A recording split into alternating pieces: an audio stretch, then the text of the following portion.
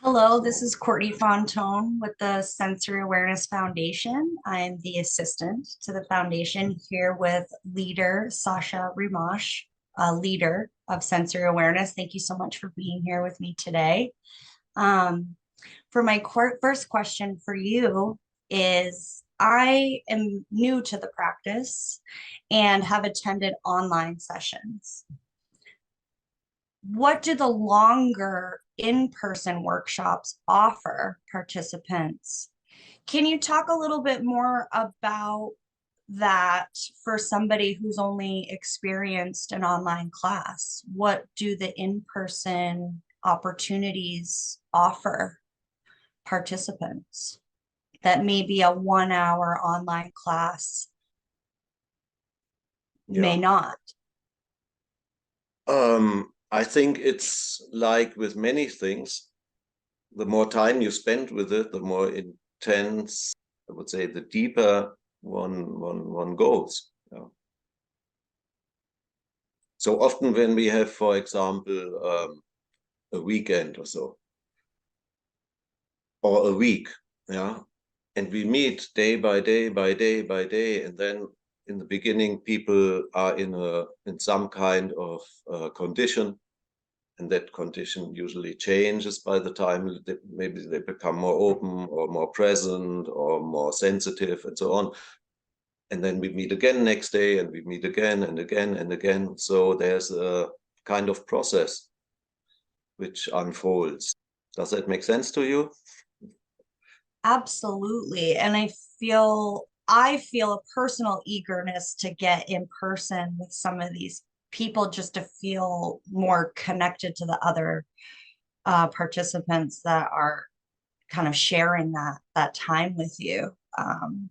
Because even online, as much of a personal journey as it's been for me to explore with some of the leaders that have led the online classes, I am so curious and eager to get my hands on, things that get brought into in-person workshops, some of the props and the movements and things that you can do with partners and groups. And the possibilities really seem endless. Yeah, which doesn't mean that they are not valuable, the online classes. I find it extremely valuable by video or by telephone, even by only by telephone. Yeah. Yes, I've been pleasantly surprised that the online platform has brought a sense of community for me because I have been so isolated at home and behind computers that I was surprised by how much connection that does still offer. I So would say the more time you spend with sensing, the better. Yeah. I'm gonna stick with it. I think it's a beautiful gift. Um, Without the intention of being therapeutic, sensory awareness allowed me the space to discover some of my discomforts and ways in which I seek resolve, physically and emotionally. What should we do with our discoveries, and in particular, the uncomfortable ones? Um, how can sensory awareness be a guide to peace of mind?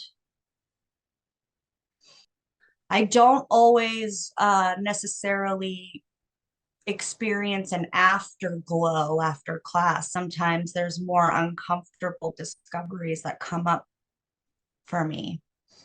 What should one do with the more uncomfortable discoveries? They're not always these beautiful aha moments of Yeah. glow. Yeah. I mean, whatever you discover is something which is there. And if something is not okay, so to say, so then we can find out what how is it? Yeah. What maybe wants to change or needs to change, or yeah. So often these uncomfortable discoveries, they are so valuable because that's where you find out where something is not yet as it wants to be. It's not a work where we not a kind of, I would say, wellness work, so that we always feel great and so on by nothing, out of nothing. Yeah. First, we need to discover a lot. That's what keeps me coming back. But I'm always curious to know how other people take that insight and their discoveries and communicate them back to themselves and the world. So you know, how have you personally explored that? Like in your personal life, do you engage in other activities, you know, such as writing or art or music or In my daily life, I participate in endless activities. Yeah. Whether it's going to the supermarket or meeting my mother or being with friends or whatever, yeah. And I'm influenced by what I'm interested in, and I'm interested in sensory awareness, and that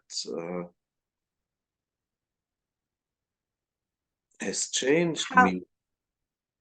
how has it benefited your life? I feel this work, if you call it work, yeah, this it and somehow it shows what I would say reality. Yeah. And that's the most valuable,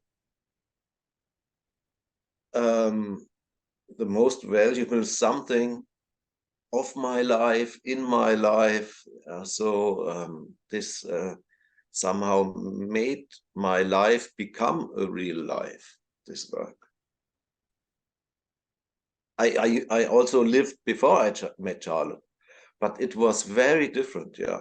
Very, in a way, superficial and in some way very artificial. Yeah. When did you find the practice and get connected with Charlotte?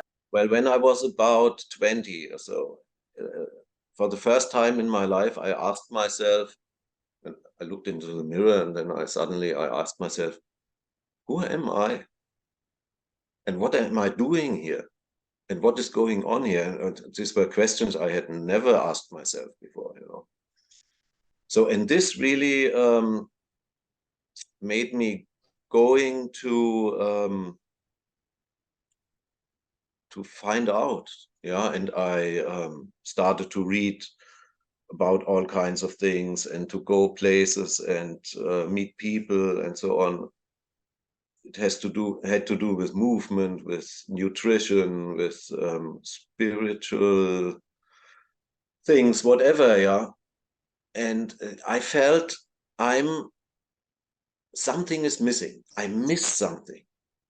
I didn't know what I miss. I didn't know whether there is something I can find and so on, yeah. But there was a longing for something.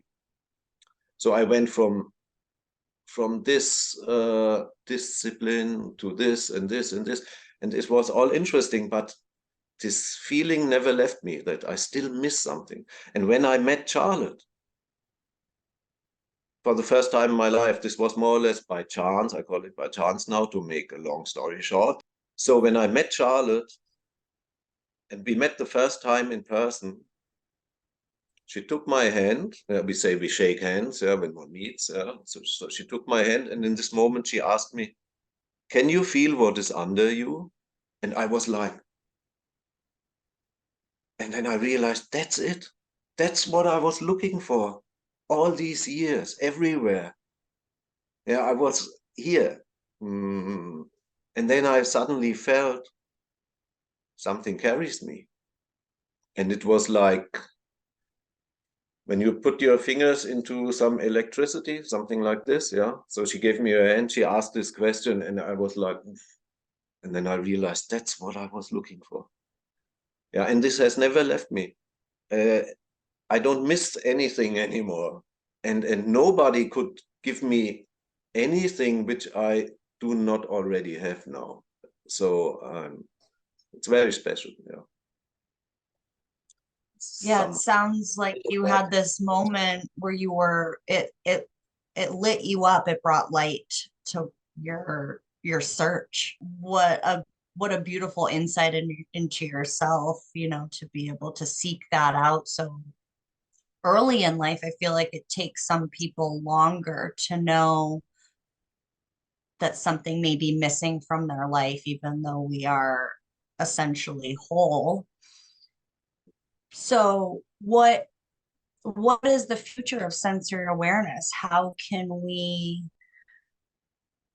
continue to reach out our hands to the newcomers to kind of shine a light to others as to who may be seeking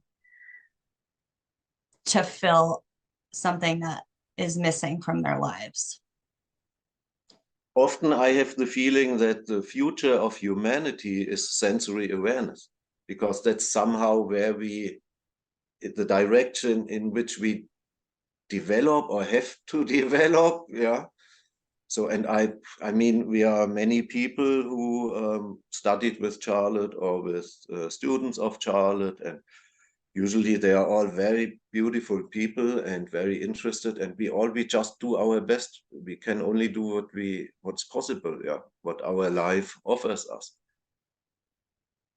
I can't tell you a master plan. I don't know. Yeah, I have my life here, and I follow what happens and where does a door open and where does a door close, somehow like this. It's perfect that you used the word humanity because that was what I wanted to ask you as my final question was what is your wish for humanity? And it is to connect as many people as possible to this experience.